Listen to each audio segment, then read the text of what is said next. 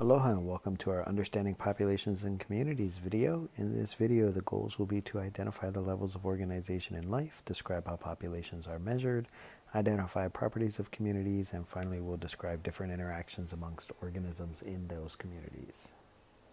So when we're talking about populations and communities, we have levels of organization.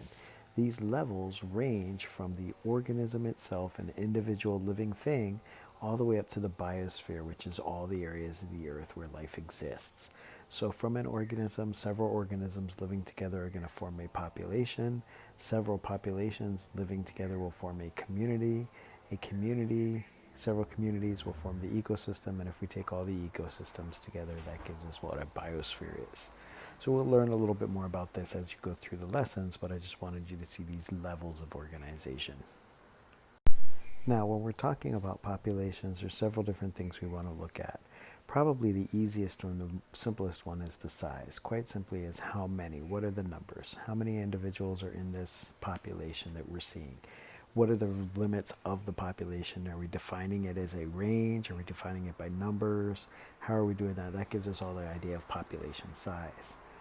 Once we know the population size, we can find out the density, and that kind of tells us how many individuals are in a given representative amount of space.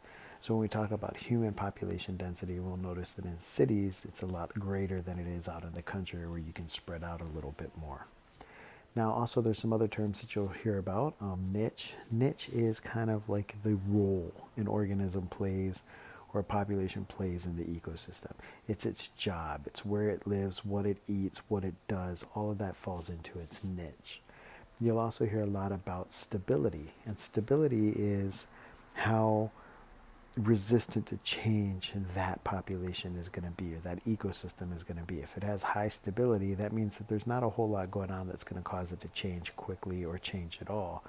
Whereas if there's not a lot of stability, then we'll see a lot of fluctuations and changes.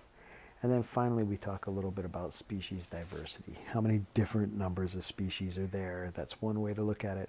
But also within the species, what kind of diversity do we see amongst the individuals of that species? Now, because the species are living, they're going to have some interactions. And some of the easiest ones that we know are like predation. And that's quite simply who eats what. That would be our predatory relationships or predatory interactions. We also have some for competition for resources, and those resources will be like food, water, shelter, the basic needs for living things.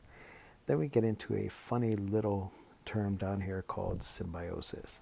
And symbiosis is when we have organisms working together for the benefit of at least one of them. And how they benefit is how we define these.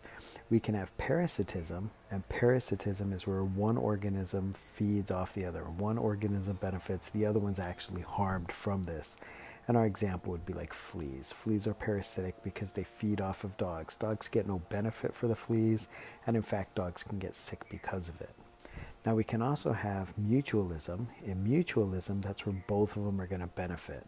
So an example of this one here would be like a bird sitting on the back of a grazing cow. As the cow is going through, the bird's picking off the parasites and picking off the bugs off of the cow. So the cow benefits by not having those, and the bird is benefiting because here it has this magnet for its food. So that's one of the ways that we can kind of see this mutualism where they both benefit. And then the third type of symbiotic relationship is going to be commensalism, and that's where one benefits and the other one has no clue it's there. And a good example of that would be barnacles on a whale. The whale is so big, the barnacles don't do anything to the whale, it doesn't even know they're there, but because the whale's swimming through the ocean, it allows the barnacle to send out its feeding appendages, and it can feed in a much more efficient and a way because it's happily traveling through the water as opposed to sedimentary and just stuck on the rocks. So we can see that these interactions, we have our common ones, our predation and competition, and then we talked about the three kinds of symbiosis, how they relate to each other. And all living things in these ecosystems are going to be interrelated. They're going to interact with each other. Okay, so that's it for this video. As always, good luck with the lessons. They'll go into a little more detail for you, and we'll see you in the next video. Aloha and welcome to our video on populations and their activities. In this video, we'll identify factors affecting population growth, and we will also describe some population distribution patterns. Now, when we're talking about factors that affect population growth, nothing is going to be more important than this carrying capacity here. What carrying capacity is that is the largest amount of individuals of a population that can survive in a given area. And it's based on things like how much space is there to live, how much food is there to eat, how much water is there for the organism. And when we watch a population grow, we'll see that it's going to grow until it approaches that carrying capacity. So carrying capacity is going to define how big that population can be. Now, when we have our population, our size, it's going to be affected by several different things. We have our birth rate and we have our death rate here, but we also have immigration into the area and emigration out of the area. So all of those four forces, when we add them together, that gives us what our population rate's doing. So if we have more births and less deaths, we generally have an increase, and conversely, if we have more deaths than births, then we'll have a decrease in population size. Now, when we're talking about population size and factors, some of them are going to be density dependent, meaning how many individuals are there, and some of them are going to be totally independent. The density dependent ones would be things like our food, our water, and our habitat, things that we would compete for, and those three things are what primarily make up our carrying capacity. So that's what we're looking at as density dependent. Now, density independent would be things like natural disasters, like a fire, a flood, or drought. Something that's outside of control, doesn't matter, it affects everybody, it doesn't have a specific amount that it's going to deal with. And these are our density independent factors.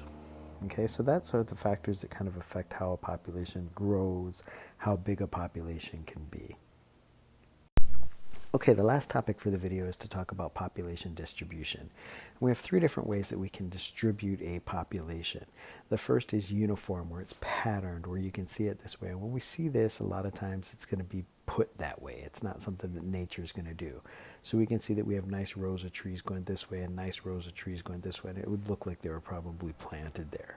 But it's a uniform pattern. It's like every 3 feet you would expect one. That's what we're talking about.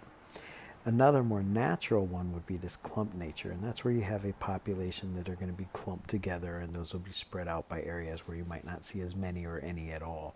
And this could be because of water distribution or food distribution or places to live that makes these clumped areas a little more suitable for life. And then finally we get to the random distribution, where it's just out there. So there's no pattern, there's no reason, they just happen to be wherever they are at the time. Okay, well that's it for this video. As always, good luck on your lessons, and we'll see you in the next video. Aloha and welcome to our succession video. In this video, we'll define what succession is, and also we'll go over the two types of succession. Okay, so what exactly is succession?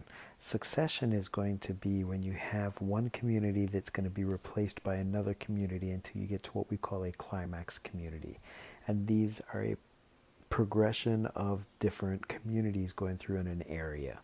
Normally these will happen after a natural or human disturbance, but it can also happen on rock that was just formed and nothing's ever lived there before. And the goal of succession is for stability. So when we talk about these climax communities, and primarily in today's examples we'll talk about a hardwood forest, when we get to that stage, what we're done is we've created a very stable ecosystem, something that's going to be able to survive for hundreds and hundreds of years.